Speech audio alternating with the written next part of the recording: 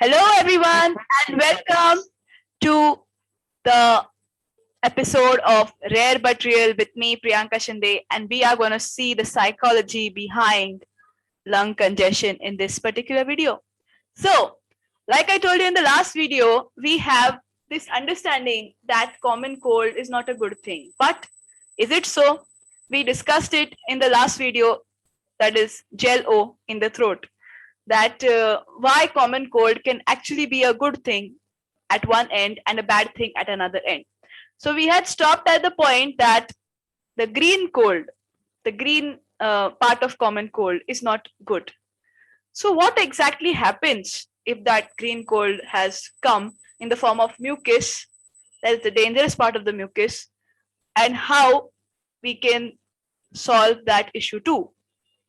तो ये जो हरी वाली सर्दी हो जाती है जो कि अच्छी नहीं है, जो अगर आपके थ्रोट से बाहर नहीं आ रही है, थ्रोट तक ही वो ठीक है, तो आगे उससे क्या होता है और हम उसे ठीक कैसे कर सकते हैं, इस पॉइंट पे आज हम बात करने वाले हैं. सो इस पॉइंट का नाम है लंग कंजेशन.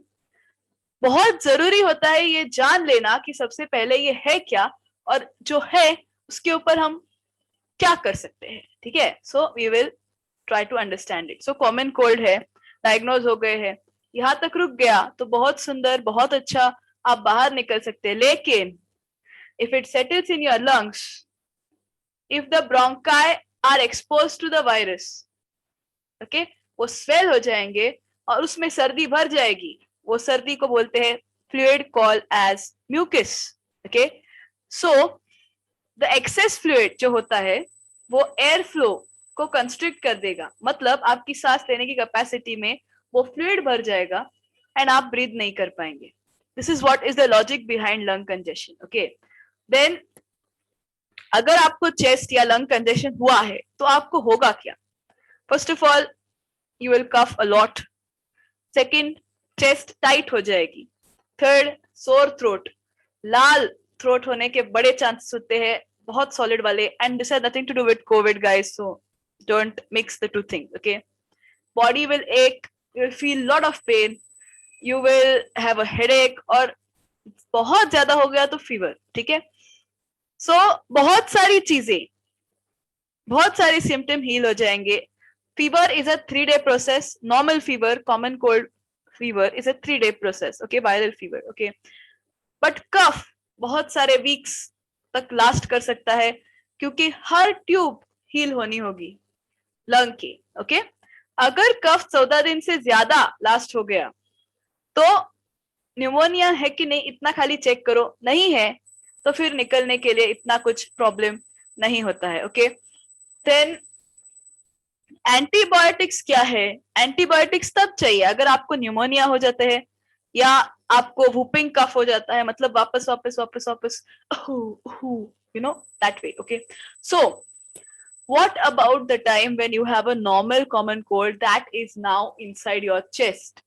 अब ये वाला कोल्ड अच्छा तो नहीं है, आपकी ये मदद नहीं करेगा जैसे जेलो वाले थ्रोट वाले कोल्ड ने की थी. तो अब क्या करेंगे? अब हम क्या करेंगे? Okay, so first of all we will drink lots of clear fluids.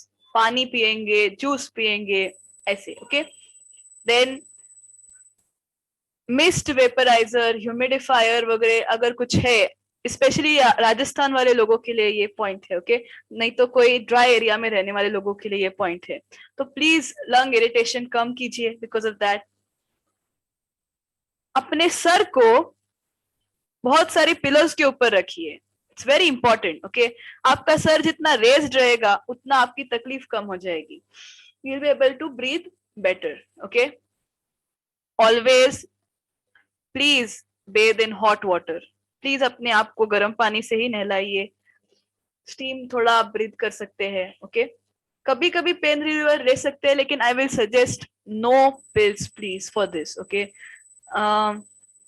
बहुत ज्यादा हो गया तो एक नेजल ब्रेथ रहते हैं, नेजल स्प्रे रहता है, वो आप ले सकते हैं.